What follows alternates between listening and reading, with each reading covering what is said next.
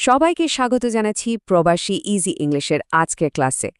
আচ্ছা, ইংরেজিতে কথা বলতে গেলে কিন্তু ঠিকঠাক প্রশ্ন করতে পারাটা ভীষণ জরুরি, তাই না? তো আজ আমরা সেটাই শিখব, একদম সহজ করে। চলুন আর একদম দেরি না করে শুরু করা যাক। তো আজকের ক্লাসে আমরা কি শিখব একবার দেখে নিই চলুন। আমরা একদম সহজ হ্যাঁ বা না প্রশ্ন দিয়ে শুরু করব। তারপর শিখব কিছু WH প্রশ্ন, মানে ধরুন কোথায়, কখন, কি, কেন, কিভাবে, এগুলো দিয়ে কি করে প্রশ্ন করতে হয়। আর হ্যাঁ, ক্লাসের শেষে আমরা যা যা শিখলাম সবটা একবার ভালো করে অনুশীলন করে নেব। তাহলে চলুন শুরু করা যাক আমাদের প্রথম পার্ট। কিন্তু তার আগে আজকের ক্লাসের সবথেকে গুরুত্বপূর্ণ নিয়মটা একবার বলে নিই। এটা কিন্তু সবাইকে মাথায় রাখতে হবে। নিয়মটা খুবই সোজা। আমি যা বলবো খুব মনোযোগ দিয়ে শুনবেন আর আমার সাথে সাথে বলার চেষ্টা করবেন, মানে রিপিট করবেন, ঠিক আছে? এতে দেখবেন আপনাদের বলার অভ্যাসটাও তৈরি হবে আর উচ্চারণও অনেক পরিষ্কার হয়ে যাবে।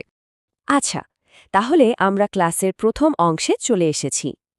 এখানে আমরা শিখব আর ইউ ব্যবহার করে প্রশ্ন করা, মানে এই মুহূর্তে কোনো কাজ চলছে কিনা সেটা কি করে জিজ্ঞেস করতে হয়। চলুন প্রথম উদাহরণটা দেখি।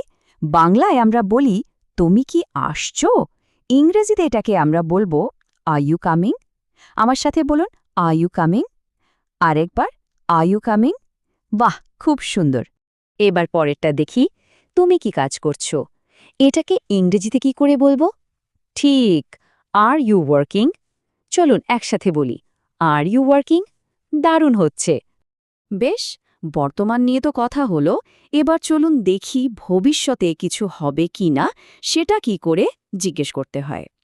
এর জন্য আমরা ব্যবহার করব উইল ইউ। চলুন দেখে নেওয়া যাক। যেমন ধরুন, আমরা জিজ্ঞেস করতে চাই তুমি কি যাবে, ইংরেজিতে এটা হবে উইল ইউ গো। আমার সাথে বলুন উইল ইউ গো। চমৎকার। চলুন আরেকটা দেখি, তুমি কি খাবে, এটাকে আমরা বলবো উইল ইউ ইট। আবার বলুন তো উইল ইউ ইট। খুব ভালো। আচ্ছা, এবার আমরা শিখব কারুর ক্ষমতা বা সামর্থ্য নিয়ে কি করে প্রশ্ন করতে হয়, মানে কেউ কিছু করতে পারে কি না, আর তার জন্য আমরা ব্যবহার করব ক্যান ইউ। দেখুন, এই প্রশ্নটা কিন্তু আমাদের প্রায়ই করতে হয়।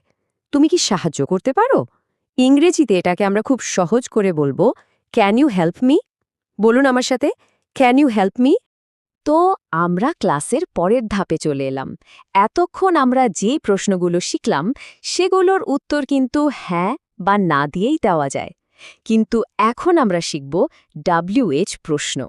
এগুলোর উত্তর দিতে হলে কিন্তু আমাদের নির্দিষ্ট তথ্য দিতে হয়, যেমন কোনো জায়গা বা সময়।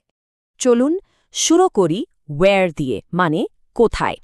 যেমন আমরা যদি জিজ্ঞেস করতে চাই তুমি কোথায় থাকো, ইংরেজিতে বলবো ওয়্যার ডু ইউ লিভ। আমার সাথে বলুন ওয়্যার ডু ইউ লিভ। এরকমই আরেকটা খুব দরকারি প্রশ্ন, তুমি কোথায় কাজ করো, এটার ইংরেজি হবে ওয়্যার ডু ইউ ওয়ার্ক। বলুন একসাথে ওয়্যার ডু ইউ ওয়ার্ক।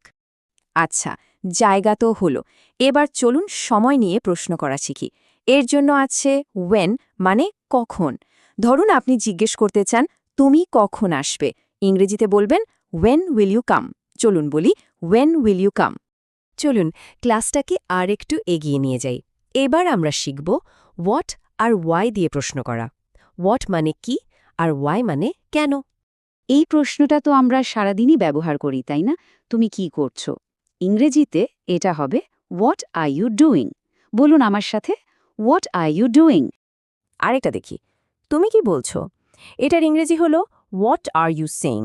আবার বলুন তো হোয়াট আর ইউ সেইং।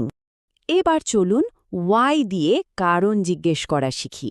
যেমন ধরুন কেউ দেরি করে এসেছে, আপনি জিজ্ঞেস করতে চান তুমি কেন দেরি করেছ, ইংরেজিতে বলবেন ওয়াই আর ইউ লেট। বলুন ওয়াই আর ইউ লেট। আমরা কিন্তু ক্লাসের প্রায় শেষের দিকে চলে এসেছি। আমাদের শেষ প্রশ্নটা হলো হাউ দিয়ে। এটা ব্যবহার করে আমরা সাধারণত কোনো কিছুর অবস্থা বা পদ্ধতি সম্পর্কে জানতে চাই। আর এটা তো মনে হয় ইংরেজির সবথেকে পরিচিত প্রশ্ন, তাই না? তুমি কেমন আছো আমরা সবাই জানি, তবুও চলুন একসাথে অভ্যাস করি। How are you.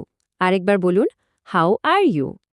আবার কোনো কাজ কিভাবে করা হয় সেটা জানতেও আমরা হাউ ব্যবহার করি।